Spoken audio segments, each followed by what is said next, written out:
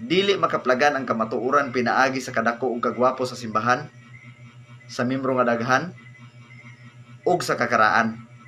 Makaplagan lang ang kamatuoran pinaagi sa pagtuon sa balaan nga kasulatan, sa pagsunod sa mga pulong sa Dios, ug sa pagtuman sa iyang mga kasuguan. Tinuod bitaw, dili bitaw gyud basihan nga tungod kay naa kay gwapo ug dako nga tawag ining balay simbahanan, tinuod na ka. Daghan bitaw kayo nga mga dagkong simbahan karon, daghan bitaw kaayo nga mga gwapo kay mga simbahan karon, pero piki man tungod kay ang founder sa ilahang gitawag og sekta dili man ang ato ang Ginoong Jesucristo. So bisan pagdagko ng imong simbahan, bisan paggwapo kay na imong simbahan, nya kung ang imong founder or ang founder sa sektang imong gipasakmupan dili ganin ang si Kristo, piki gihapon na. And at the same time, di po na to madinay ang kamatuuran nga ang matuod nga simbahan kung iglesyang gitukod sa to ang Ginoong Jesucristo, ang iyang balay simbahanan nindot gyud, nindot man ganin nang makabuhat may nagnindot ng mga sulpot ug mga tagak nga piki ang ilahang gitawag og mga sekta or mga pundok kay ilang gipasakupan. How much more sa iglesyang gitukod ni Ginoong Jesucristo? Kung mabuhat na sa mga piki, mabuhat po na sa iglesyang gitukod ni Kristo. Nga naman kay ang iglesyang gitukod ni Kristo sa kadugayan ng panahon nga nag-exist siya, so naagi mga tao nga diin motabang aron makatukod og nindot nga gitawag og simbahan. So, buti pasabot, tama nga dili lang basihan nga dako o gwapo ang imong simbahan or imong balay simbahanan, tinuod na ka. Ang pagkamatuod nga iglesyang gitukod ni Kristo nagamater na sa founder. Kung ang founder piki, bisan paggwapo ng imong simbahan, gwapo na imong balay simbahanan, piki gyud na, magpabiling gyud ng piki. Pero kung ang founder si Ginoong Jesucristo, naturalmente mohimo gyud ka og balay simbahanan nga nindot, kasi Kristo man ang gatukod ni anang maong gitawag og simbahan. Ikaduha nga punto, tinuod biya pod nga dili pod basihan nga tinuod na nga tuwang kay daghang kag membro. Nga naman kay sa karon nga panahon, kung imong tan-awon ang mga sulpot nga mga sekta ug mga tagak, kung iipon nimo na sila, daghan kay na sila. Kung itandi pod nimo sa tawag in Iglesia Katolika, Apostolika, Romana. Subot na kung ipasabot, tama sa usa ka bahin nga dili tungod kay daghang kag membro, tinuod na ka. Kay naay mga pundok kadaghag mga membro ug bilyon na gani pod na sila. Pero again, kay tao man ang gatukod ni anang mga punduka, bisag daghan na sila, magpabilin gyud ng gitawag og sayo. Magpabilin gyud ng piki. Pero di pud sab nato ikadinay or malimod ang kamatuuran nga ang iglesyang gitukod ni Ginoong Jesucristo daghan na pud membro. Nga naman tungod kay imagine ang iyang edad is 1980 years old na. And at the same time, mabasa pud na sa balang kasulatan nga nakita ni San Juan ang dako kang panon nga walay gitawag og magkaihap. Sumudi pasabot, ang iglesyang gitukod ni Kristo daghan pod, pero kinahanglan magamater na sa tawag ining founder. Kay ang pagkamatuod nga simbahan nga iyan ni Ginoong Jesucristo nagamater sa founder, dili sa gitawag og sa membro. So bisan ka ng inyong mga pundok, bisan pang maghambog mo nga milyon na mo, daghan mo nakuha nga mga tagak nga mga Katoliko, wa nagpasabot nga tinuod na mo. Nga naman kay again ang kamatuoran nagamater na sa founder, wala na nagamater sa kadaghanon sa membro. Ang simbahang Katolika daghan ang iyahang tawag ining membro tungod kay iya man sa Ginoong Jesucristo ug ang iyang edad nagsukad pa sa unang gitawag og siglo. Naturalmente mo daghan gyud na kay ang Biblia gani buhat kapitulo 2. So malas balang kasulatan adlaw-adlaw magdugang 3,000. Alag-alag di ka mo daghan, di ba? So ingon ana mga sir ug mga so di nimo pwede i-discredit ang kadaghan sa usa ka gitawag pundok may mga di na tinuod. So again, nagamater sa founder ang kamatuoran, wala nagamater sa kadaghanon sa membro. Lastly, kanang mingon siya nga wala nagamater ang tawag ining kamatuoran sa kakaraan sa simbahan. Tinuod biya pod, daghan naman karon mga simbahan nga niabot nag 100 years old, 200 years old, niabot nag 300, ang kung Martin Luther 500 years old na, kay imagine 1517 god. Di ba? Nagprotesta sa simbahan Katolika, taud-taud na gyud.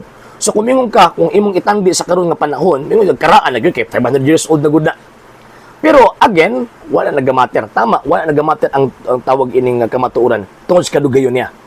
Nga naman kay again ang kamatuoran nagamater kung kinsa ang founder niya nang gitawag og sektaha. Ang Luther 500 years old naman niya ang tawag ining edad sa ang founder niya si Martin Luther, dili si Ginoong Jesucristo, piki gud na.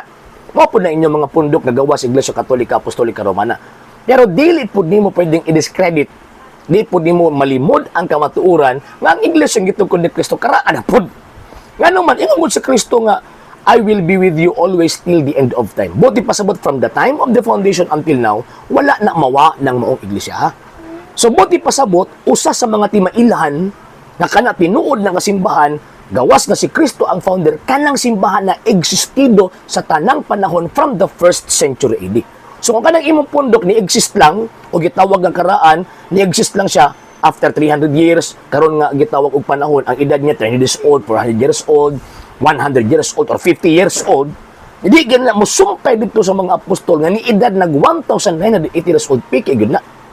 Bisan pagkapila mo mingon nga, nagsundbis balang kasultan, piki gud gihapon na gina. Ang kamatuoran makaplagan lang lamang nato kang Ginoong Jesucristo. Og si Kristo nga sumala pa niya, St. John chapter 14 verse 6, I am the way, the truth, and the life. Nagtukod og usa lamang ka iglesia. Og kana nga iglesia, 1 Timothy chapter 3 verse 15, mao ang haligi og patukuranan sa tanang kamatuoran. So kung mangita kag kamatuoran, pangitaan na ang simbahan. Mao bitaw naka-provide siya Biblia nga sumala pa ninyo kamatuoran, di ba?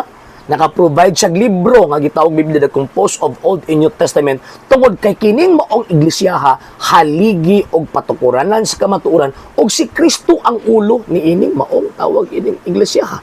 Ngunang kung magtuon kag bala ang kasulatan, kung magtuon ka mahitungod sa Biblia, dapat pangitaon nimo tong iglesyang iyan ni Kristo, kay diha ka makakaplag og kamatuoran nga diin mas labaw silang nakasabot sa nakasulat sa gitawag og bala ang kasulatan. Number 2, mas labaw silang nakabalo unsaon pag-implementar ang mga sugo nga gisulti sa bala ang kasulatan kaysa nga magbasa ka lang. Mo tan-awa tong yun ko nagbasa lang unsa nahitabo. O naglibog siya. So naagi mo tudlo. So ang kaptong mo tudlo, kaptong gigiyahan sa Espiritu Santo. Unya asa man ang karong panahon na kanang maong magtutudlo ato ang makaplagan sa simbahang Katolika. Wala nay gitawag og lain. So siya ang magtutudlo in terms of tawag ng interpretation of the scriptures. Siya ang gitawag og magtutudlo unsaon nato pagsunod ang pulong sa Ginoo, and at the same time siya pud ang magtutudlo unsaon nato pagsunod ang sugo sa Ginoo. The rest of that, the rest ana nga mga pundok ipangtukod og tao di ka makakaplag tinuod din nga naman. Piki gani ang founder, piki gud po ng iglesia. Kung piki ang iglesia, di ka makakaplag og tinuod nga pagtulunan. Piki gud na imuhang madawat nga gitawag og pagtulunan. Sa hindi pa po nakapag-follow sa mga pages po natin, i-follow nyo po yung mga pages po natin. RJ Horolanciano II, TV Apolia Punto Argumento page, Kuya Apologist TV page, and RJ's Vlog 2022. And pwede rin po kayo mag-send po dyan ng Facebook stars. And also, sa ating po mga channels, sa hindi po nakapag-subscribe, i-subscribe po ninyo yung mga channels natin, The Lay Catholic, Apologist International Official, RJ Sano II TV, Kuya Apologist TV, and Barrio Kawayan Religious Forum. And pwede rin po kayo mag-send po dyan ng super sticker, super chats, and super thanks. And maraming salamat po sa mga kapatid ko mga Katoliko na ulis pong tumutulong sa programa po natin. Maraming salamat po. Nang dahil po sa tulong at suporta po ninyo, ang programa pong ito, until now, andito pa rin po sa social media. And until now din po, nangangailangan pa rin po tayo sa tulong at suporta po ninyo dahil wala po kayong magagawa rito mga sir, mga ma'am, kung wala po yung tulong at suporta po ninyo. Sa gusto pong tumulong, sa gusto pong sumuporta, pwede po ninyong ipadala ang tulong at suporta po ninyo sa pamamagitan po ng ating mga account numbers dyan po sa ating pong screen. And pwede nyo po kaming i-message sa ating pong page kung via remittance po yung papadala po ninyo. Maraming salamat po in advance.